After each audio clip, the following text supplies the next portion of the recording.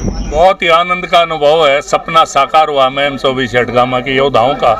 जो सपना हमने 2010 में देखा था, वो सपना आज नरेंद्र भाई मोदी यशस्वी मुख्यमंत्री मनोहर लाल जी के प्रयास से आज हमें इस रेल में बैठने का सौभाग्य मिला।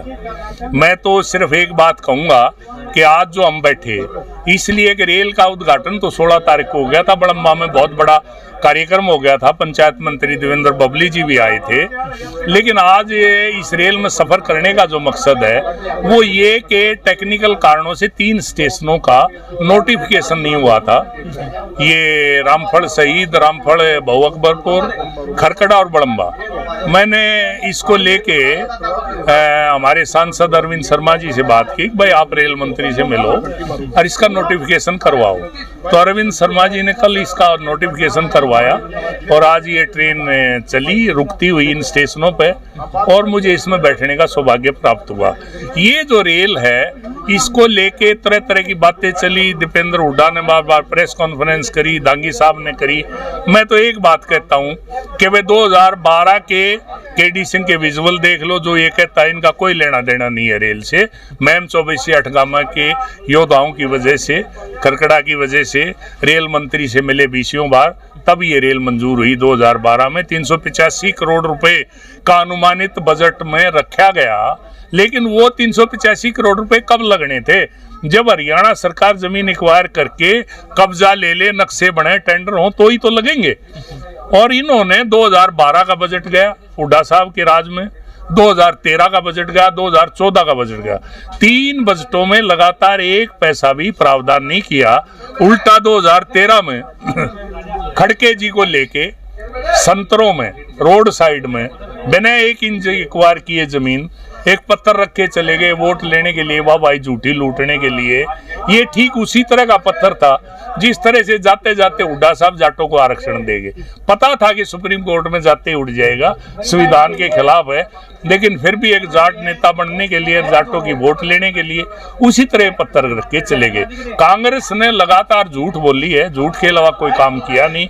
ये एक झूठ को 100 बार बोलते हैं, लेकिन अब समय बदल गया। सोशल मीडिया, पढ़े लिखे नौजवान, गूगल, मोबाइल, अब सारी चीजें पड़ी हैं। जो इन्होंने सरे लेने की कोशिश की, आप जैसे पत्रकारों ने 2012 के डी सिंह के विजुअल सोशल मीडिया पर डाल दिए, जिसने कहा कि इस रेल से इनका कोई लेना देना नहीं। अगर इस रेल का सरे लेना था तो 2012 में जब डी सिंह का बयान आया था उसी टाइम लेना चाहिए था। उस टाइम तो मुंह छुपाना पड़ा ये कह के हम सरे लेने में विश्वास नहीं रखते, और आज जो है सरे लेने की भरपूर कोशिश है। दीपेंद्र हुड्डा ने 2-4 दिन पहले इस रेल में यात्रा की। उन्होंने कहा 2015 में मुख्यमंत्री का बयान आता कि इस रेल की तो फाइल नहीं, ये भी एक झूठ फैलाई जा रही है। ऐसी ही झूठ है जैसे 385 करोड़ की, ऐसी ही झूठ है जो सेक्शन 4 और 6 की बात करते हैं। सेक्शन 4 और 6 तो सिर्फ ये है कि ये जमीन एक बार हो भी सकती है, नहीं भी हो सकती है। इसी तरह की झूठ है 385 करोड़ रुपए जब लगेंगे, जब वो 385 करोड़ जमीन हरियाणा सरकार एक्वायर कर लेगी, उसी तरह की झूठ है फाइल होगी। मुख्यमंत्री जी ने मैम में ये कहा था कि भाई 1 पैसा भी तो मंजूर नहीं, कहा है वो फाइल मंजूरी की, 1 पैसा भी मंजूर नहीं किया, और वो सच है। आज भी मुख्यमंत्री जी भी कहते हैं हमने फाइल ढूंढ के दी। अरे आपने कहाँ ढूंढ के दी?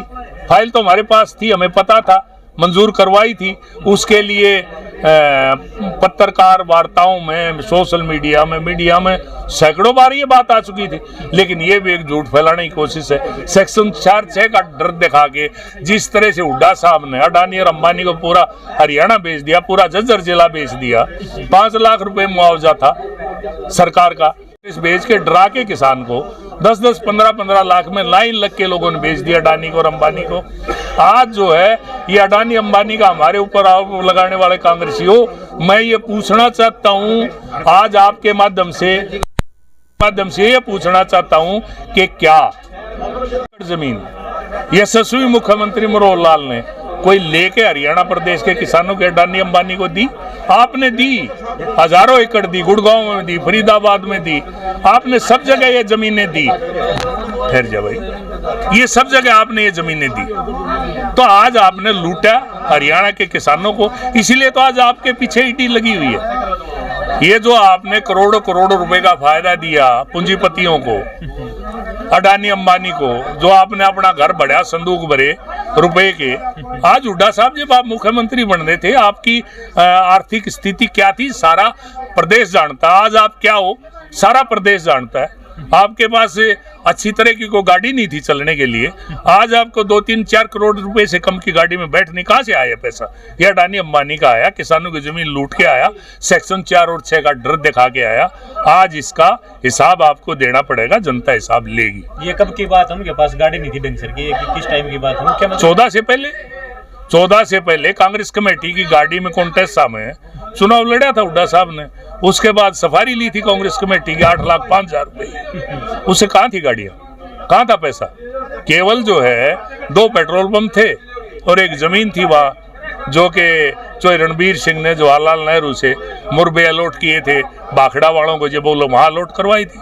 और दूसरा क्या साधन था? अच्छा, एक मैम में बड़ी डिमांड है कि जो स्टेशन तो बन गया, रेल भी चल गई, लेकिन जो रास्ता है मैम से रेलवे देखिए ऐसा है गोविंद साहब, अब काम शुरू हुआ है ना, अब स्टेशन बना, रेल रुकी, रास्ते की आवाज आई। ये आवाज हमने पहुंचा दी मुख्यमंत्री को। बहुत जल्दी इसका एस्टिमेट बन के सड़क भी बन जाएगी। अभी तक तो कुछ था ही नहीं। मैम को केवल अपना मैं तारा था मेरे ठग गया। ठगने के अलावा क्या किया? मैम शहर को आप देख लो। आज जो कुछ एक लोग गोदी पत्रकार, पैसे उनकी जेब गरम कर दो, वो तरह तरह की बकवास लिखते हैं। मैं उनसे पूछना चाहता हूँ, कहाँ गए थे वो 2004 से 14 तक 10 साल? कहाँ बिल में बढ़ गए थे? कभी बोले, कभी आवाज उठाई? शमशेर खरकड़ा ने ये सारी आवाजें उठाई, आज भी उठा रहा हूँ।